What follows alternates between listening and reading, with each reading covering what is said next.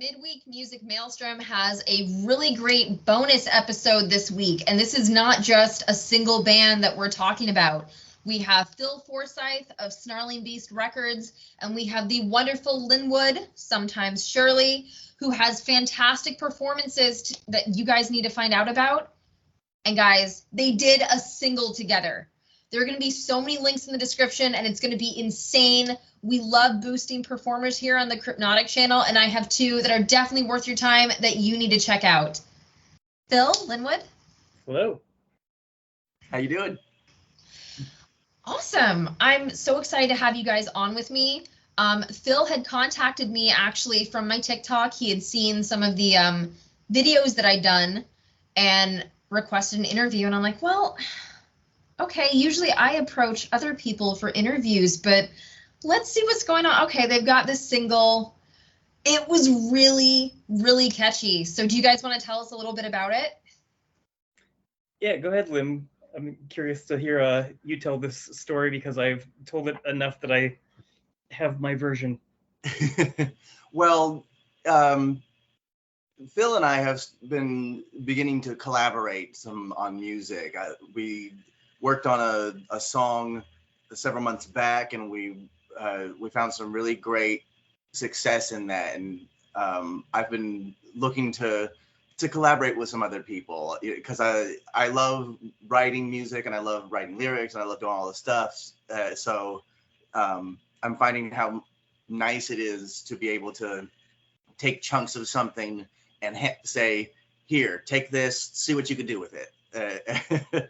And that was what came about for this song, because it happened with our other song, When, where I had a set of lyrics that I had just like left in a drawer somewhere, and he said, well, maybe there's something I could do with it. I said, please, if you hear the music in this, go for it. And it was such a gratifying experience to do that.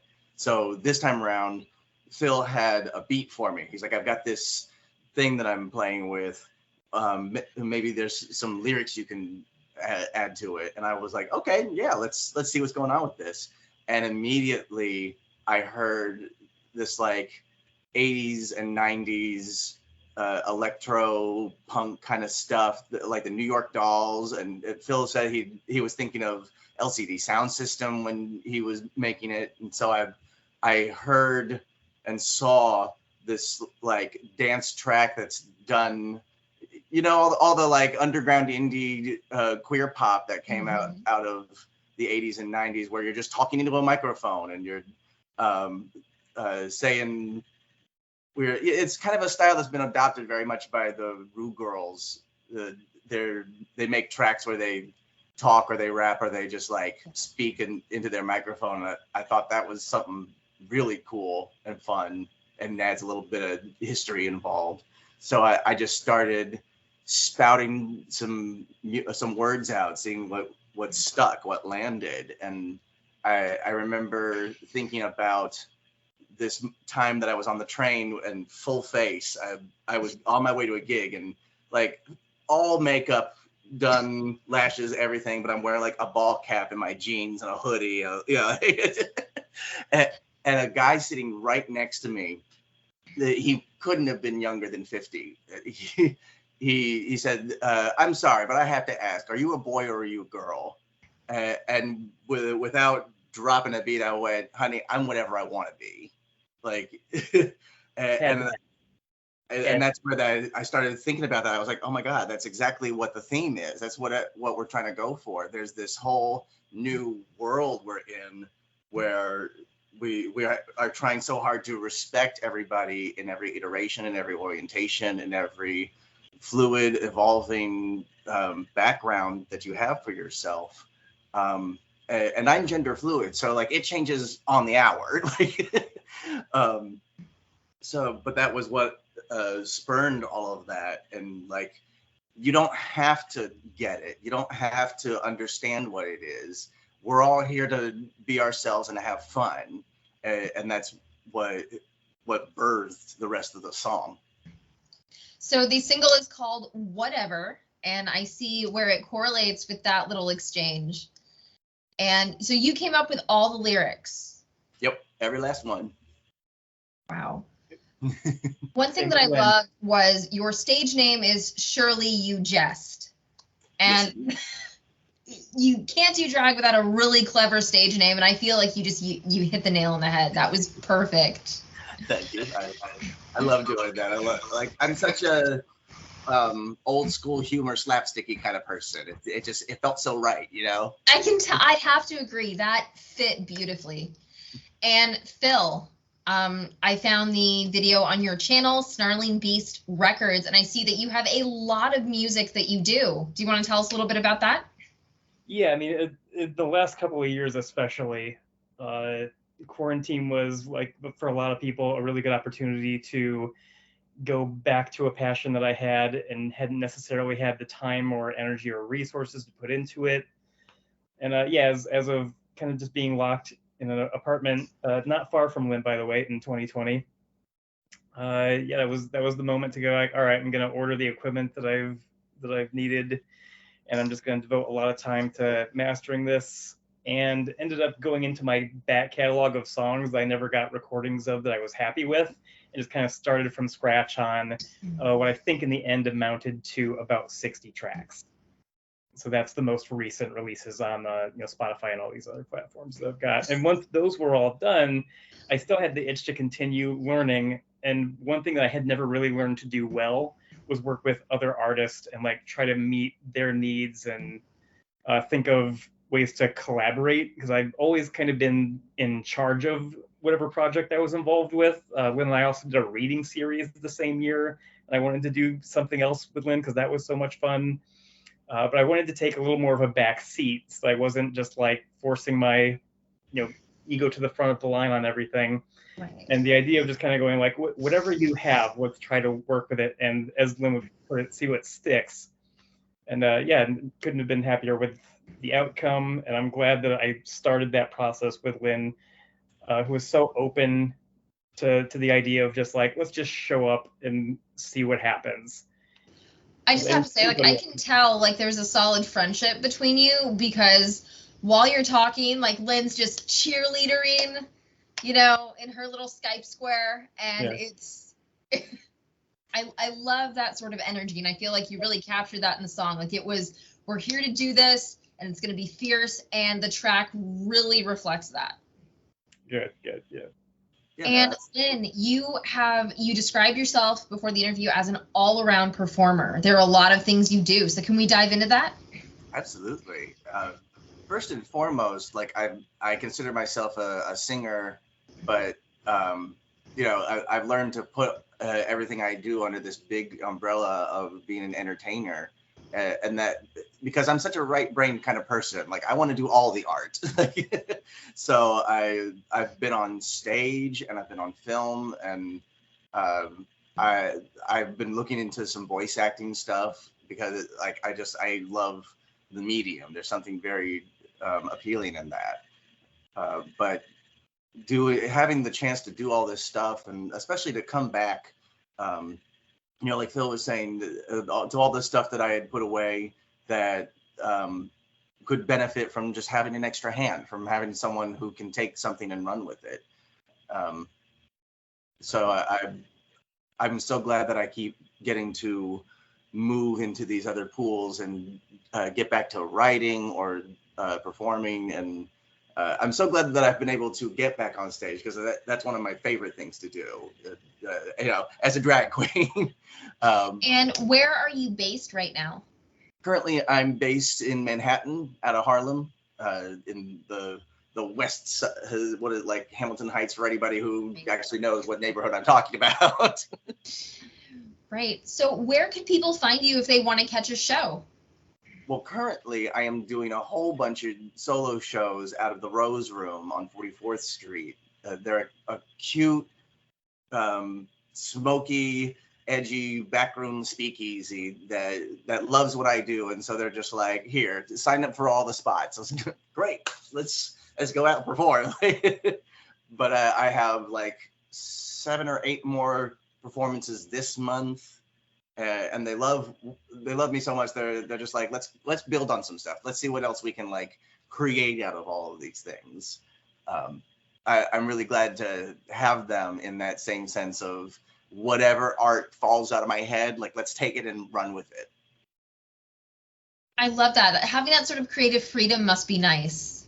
It really is. It's nice to have the width and the breadth to just sit and let the creativity unfold.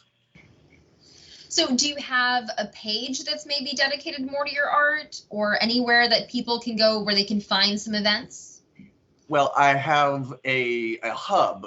I have found something. Phil turned me on to this, which I think it's brilliant. I feel like everybody needs to have it. It's like Linktree, but it's not Linktree. So much better. Right? It's so much better because it's called With Koji, and it's withkoji.com/@thinkoutloud360, which is the social handle that I use for everything. But it compiles all of the social media handles. It compiles an event calendar where you can find links to different performances and figure out when I'm coming, what performance of mine is coming up next. They even let you embed directly from YouTube or Bandcamp, which was helpful for us because then people can just go straight to the page, see, click on whatever, and it takes them right there. It pops up and the music's there and all the bits and pieces. It's such a wonderful vehicle. I'm so glad that you turned me on to it, Phil. It's a fantastic resource. So you heard it there. That's another link that you're going to need to check out in the description box, because I'm going to have it, and you're definitely going to need to catch a show. So Phil, you seem to have, friends who are very like-minded as far as having a passion for music and the arts. So what got you into doing this? Into doing what exactly? Music. You've got so much on your YouTube channel now. Yeah, really, I've just had a very fortunate life. I've not really been in a situation at any point where I had a ton of responsibilities that took me away from art. Kind of part of to be a bit cliche, accepting my privilege is acknowledging that most people don't have the ability to do the things that their brain would push them to do creatively, and I just haven't had those hurdles. Short of never having had a lot of money, like I've always had every other resource at my disposal. Going out of my way to collect people, like you said, that are like-minded means, I've got a space to go and work on things. If I need a rehearsal space, or, I need a room to play drums in, somebody's got that. And if you have those creative relationships, it's a huge leg up. So how did you two meet? That's a fun story. We were both extras on the Christina Ricci Zelda Fitzgerald show that lasted for just a season in 2017. Is that right, Lynn? Oh, wow. That's we just kind of hit it off on that, and we just kept finding reasons to get together. Lynn used to have Shirley U Jest used to have a show at Rock Bar, and I just kept showing up for that on off weeks when I just didn't have much else to do and wanted to go hang out. Oh, wow. So we kind of started our friendship with just finding reasons to hang out together, and eventually it all turned to what can we do together.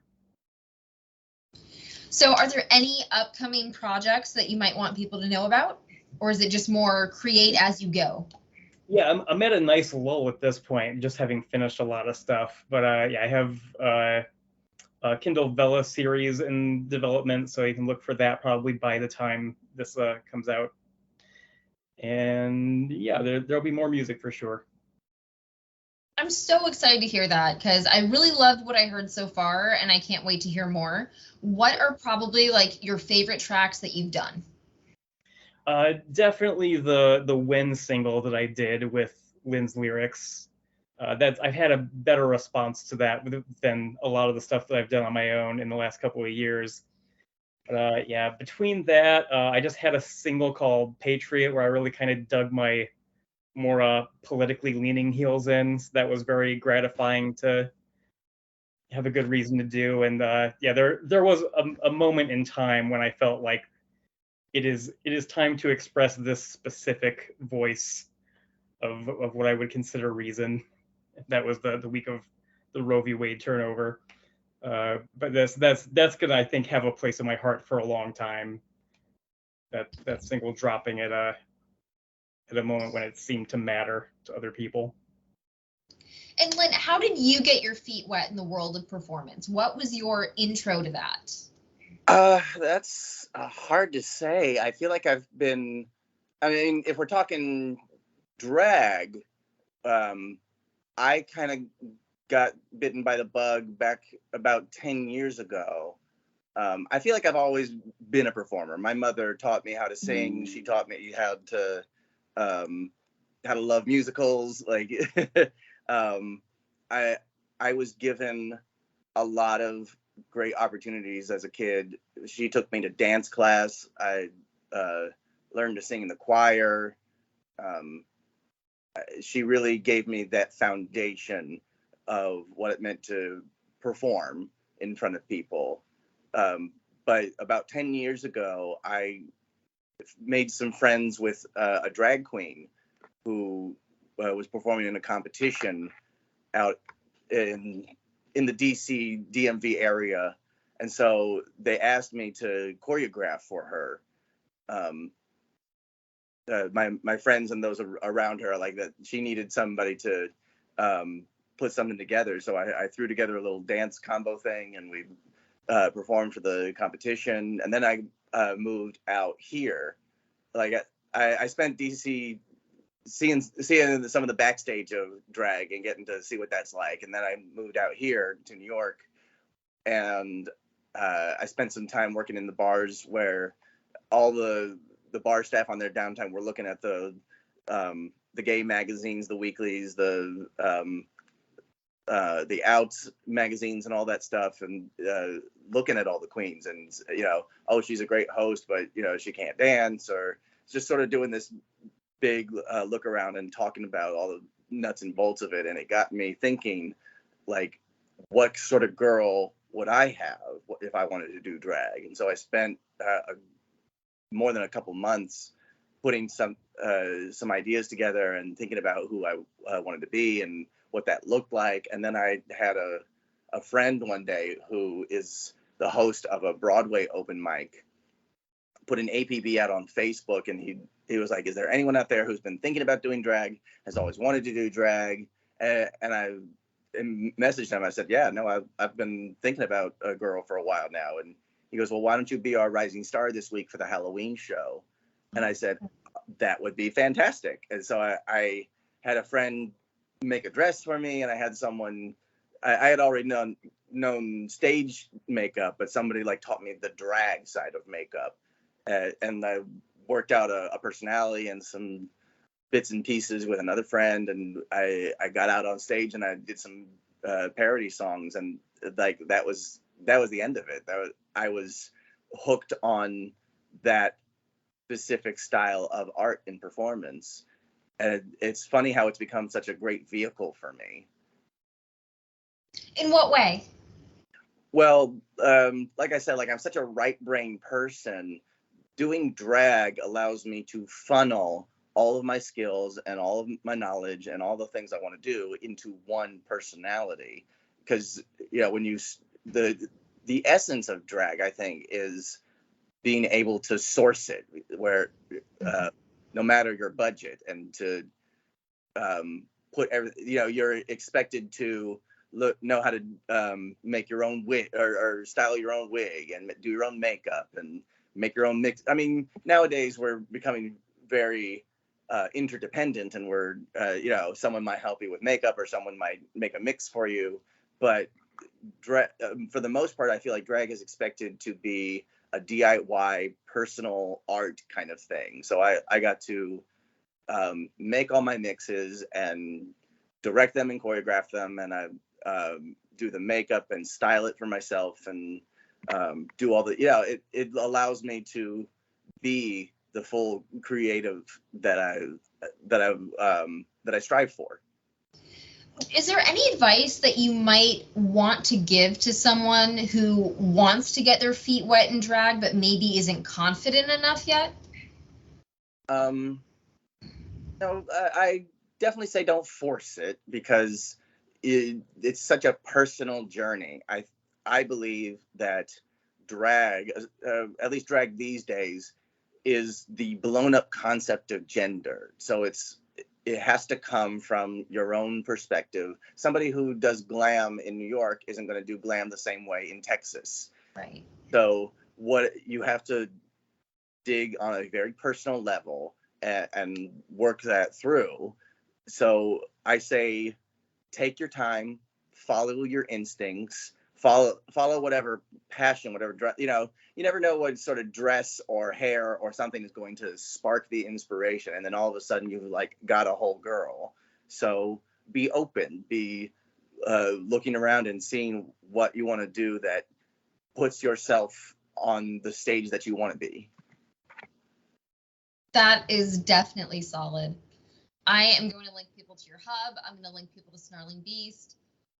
And you know what, guys? Since you're on YouTube already, you might as well click the first link, which is the single that we've been raving about. You need to hear it for yourself.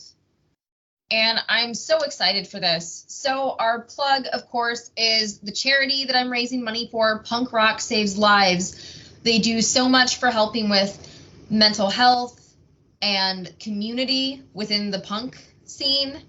And that's been so vital to me. As I did mention in my last Small Business Sunday interview, at Lollapalooza, they gave out over 200 pregnancy tests, over 300 doses of Narcan, and they even gave out condoms and GHB test coasters for date rape safety. Yeah. So this is a nonprofit that is very near and dear to my heart. I have vended at some of their events. They do things all over the country. So I'm going to link that. I'm going to have some giveaways, some raffles just for small donations to Punk Rock Saves Lives. So keep your eyes peeled for those. And if you see me at any events, I will have items that are specific charity pieces for Punk Rock Saves Lives. We really want to raise some money for this foundation because they're doing so much good in the community. And as I've talked about before, with a lot of, especially, youth in the punk scene, they do have much higher rates of homelessness than maybe in some other music communities. So,